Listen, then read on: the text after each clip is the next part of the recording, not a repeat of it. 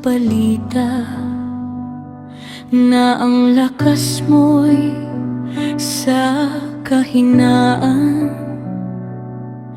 Wala kang anyo na kahanga-hanga, ngunit ikaw ang aming kaligtasan.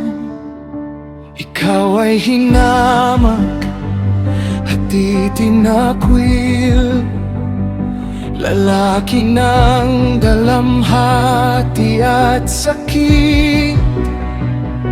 Pinagtakpan ka ng aming mga mata, ngunit ikaw ay nagtiis para sa amin. Ang aming kasalanan ay iyong pinasan, ang aming sakit ay iyong dinala.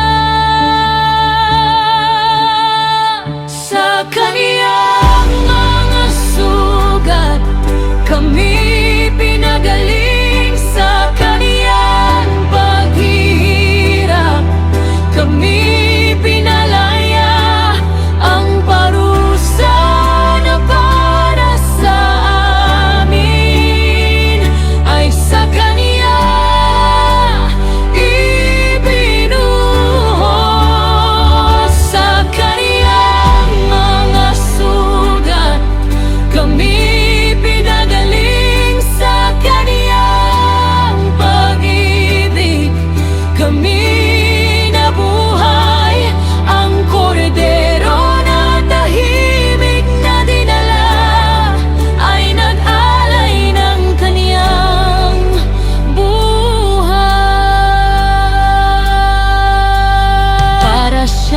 tupang dinala sa patayan.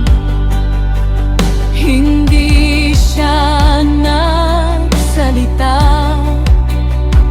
sa katahimikan ng kaniyang paghihirap. Ang aming kasalanan ay tinubos. Ibinilang siya sa mga makasalanan, ngunit siya'y walang sala.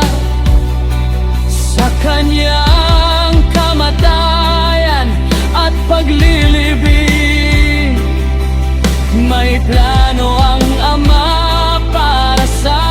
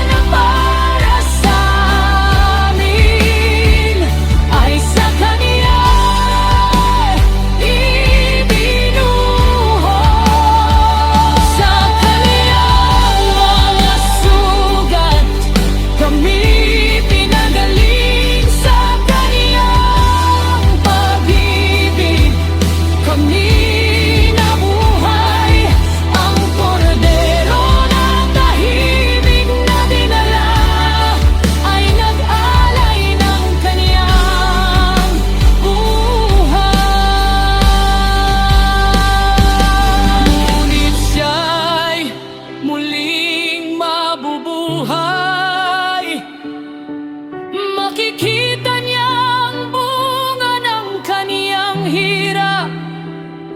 Sa kaniyang